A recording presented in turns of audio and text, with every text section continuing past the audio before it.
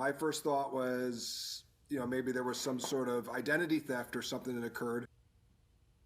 And welcome back to Square Off. That was one of the 83,000 Maricopa County voters who received an erroneous email from County Recorder Justin Heap. It told them they had obtained a driver's license in another state and needed to re-register. The letter was wrong. Heap quickly blamed the printer, but emails obtained by 12 News showed one of Heap's staffers signed off on the letter.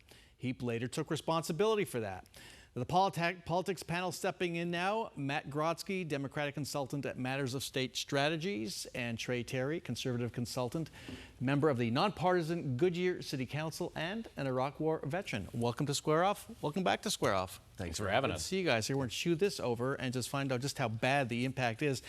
Before we go, Matt, any disclosures on folks you represent who might be discussed? Sure. Communications for the Secretary Fontes campaign. Okay, so that's kind of part of the Heap story and the Democrat story. Boy, you got involvement everywhere. Yeah. Trey? I have none. None here? Good. I want to talk first to the 83,000 folks who got that letter because I know there's a lot of confusion. You need to know you should have or will receive a letter that tells you you're going to have to re-register and show documented proof of citizenship in order to vote. If the recorder's office has not reached out to you yet via email or mail, check the recorder's website or give him a call. Very confusing situation. This is something, Matt, can you give us a quick backstory on why this is happening? Well, quick backstory on why this is happening is elections have consequences, and we elected a new county recorder this past November who ran on, restoring integrity and common sense.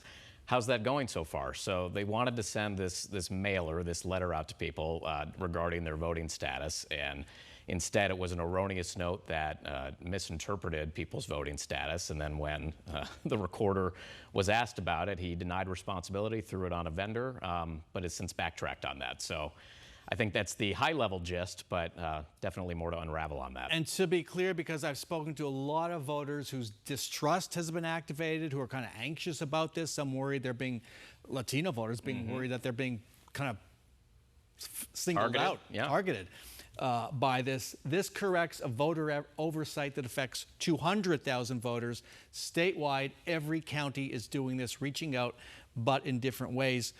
How much damage do you think this has done? Well, I think it's important to remember we have a special election going on in Maricopa County as well. So I know of voters. CD7. Yeah, I know of voters who had a ballot in one hand and then that notice, wrongful notice, in another. But look, mistakes happen, but at the end of the day, you're judged on how you handle them. And I think erroneously blaming a vendor, then that coming out that his office has signed off on this issue, I just hope, being a new recorder, he learns from this, gets better, and hopefully can build up trust as we get into 2026. It's hard to overlook the fact that, or wonder, if his name was Stephen Richer, would Republicans be coming at him a lot harder over this?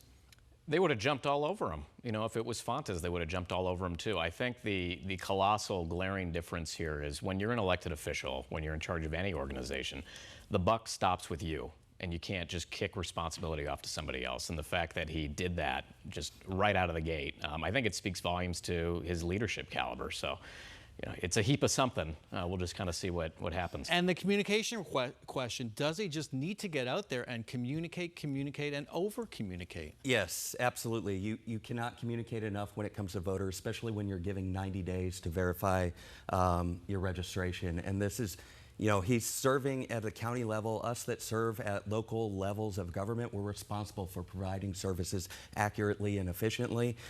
This isn't the legislature anymore. He can't just show up and vote no and then go home. He needs to stay, make sure the job is done, and communicate with voters. Hopefully he gets there. I look forward to him working with our county supervisors and making sure that 2026 goes off flawlessly. All right. Let's move on. Alligator Alcatraz, the massive new ICE detention center in the Florida Everglades for migrants who have been arrested by ICE. If you remember Sheriff Joe Arpaio's tent city, you guys remember that? You ever visit there? Yeah. It is that times 100, and don't be surprised if Arizona gets one of those, given how much money for ICE is in the Trump budget.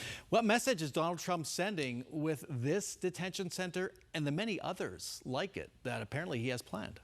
I think he's sending the message that cruelty is the new currency. You know, I just wonder, is this really what people voted for? Is this really what people want? I understand there were concerns about immigration. I understand people want a strong border. I understand they want laws enforced. But do we really want these pseudo concentration camps set up with a means to be cruel to other human beings? I'm just not sure that's what most voters in the middle, by and large, actually want. So we'll see what plays out. But it's an interesting calculus on this part. As I discussed with Katie Hobbs, he has pretty much shut down the border.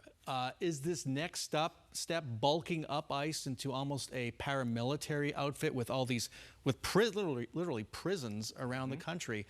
Is that what voters wanted? I don't take the alligator side of things too seriously, but I do think voters take the border seriously and border enforcement seriously. It's one of the main reasons Donald Trump is back in the White House right now. Voters want to see action on immigration enforcement.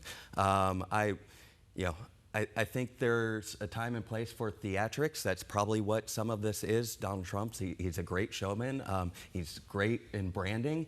But at the end of the day, voters want action when it comes to immigration enforcement. And part of that is you are going to need detention facilities as you end up deporting those who are in this country illegally. Well, let's hope that we're not deporting American citizens without due process as well, because that seems to be their MO thus far. Okay. We'll move on to that because that story is not going away. Let's end with Democrats in disarray. Matt, one of your favorite topics. Sure. A cliche that just keeps on giving, unfortunately, for the Democrats. We heard how happy Governor Katie Hobbs was with moving all the campaign-related stuff to the Navajo County Democratic Party. Why did that have to be done? Sure. So let's back up and kind of explain how the party apparatus works really fast, right? So there's a Democratic Party that represents a state committee, right? And those are 600 plus individuals that decide the bylaws and the rules and all that. There's always a coordinated campaign that generally works in tandem with the party for important elections. Mission for Arizona a few years ago. So Copper State Victory is that coordinated campaign. Now the caveat this time is they're going to be running it through Navajo County Democratic Party. Because of the uncertainty that's playing out with the financial situation for the state party, the fact that they could be broke by the end of this year. So I think it's a good move. It shows that, you know, folks are moving forward despite, you know, the theatrics that are happening over at ADP. So things are moving forward and campaigns happen regardless of what's going on. And chairman who might be out of a job within a week or two. We'll see, yeah. So that recall vote is slated for July 16th, the start of my vacation, so I'm super thrilled about that. So we'll have to see, but you need 2/3 of the state committee to decide whether he keeps his job or not. And whether Dems continue to be in disarray. Got to wrap it up there. Trey Terry, Matt Grotsky, thanks so much for joining us. Thank you. That's our show for this week. Thanks very much to all of our guests, and thank you for joining us on this 4th of July weekend. See you back here next weekend for another round of Sunday Square Off.